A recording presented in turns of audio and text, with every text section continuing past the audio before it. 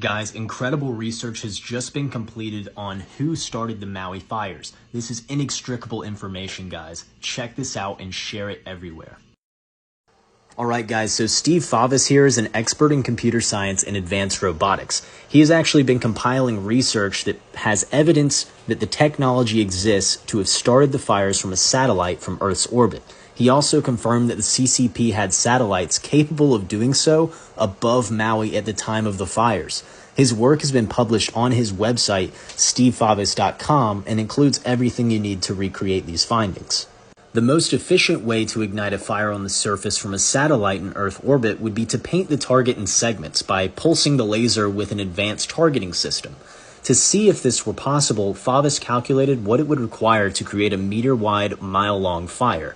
Fired from a satellite, the Earth's atmosphere will absorb and scatter some of the laser energy, and so the laser would need to be in a wavelength range that minimizes this.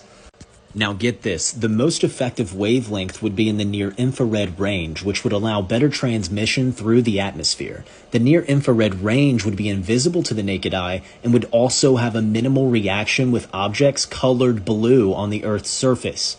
The power of the laser would need to be in the hundreds of kilowatts range, and so Favis based his calculations on a 10 megawatt laser firing from Earth's orbit, assuming that the atmospheric loss amounts to 50% of the overall power and only 5 megawatts reaches the surface as a 1 square meter beam.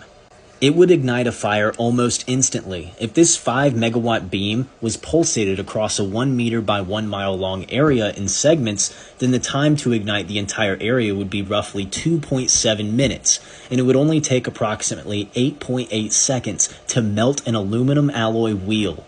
The amount of energy required to pulse a 10 megawatt laser for 2.7 minutes would require approximately 3,220 capacitors, which would amount to about 32,200 kilograms in weight using MATLAB software and plugging in public data provided from NORAD. He found that satellites launched and monitored by the CCP were directly above Maui fires at the time of ignition. The CCP's most powerful rocket, the March 5, can launch up to 48,500 kilograms of payload, which is more than enough to carry the required payload in Favis's calculations. But Favis has found that the CCP has much more powerful lasers deployed already. He has calculated that the CCP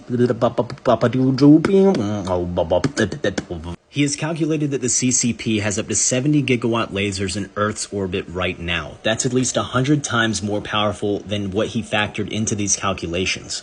Now here's the data that you've all been waiting for. Guys, I repeat, share this everywhere. Now, adjusting NORAD's default coordinated universal time, or UTC, to the local time zones, Favis found the following information.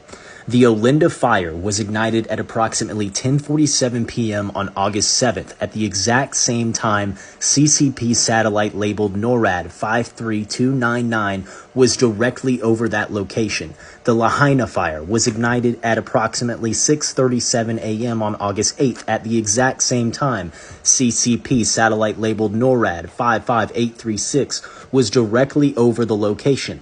The Kula fire ignited at approximately 11:30 a.m. on August 8th. At this exact time, CCP satellite labeled NORAD 53299 was over that location.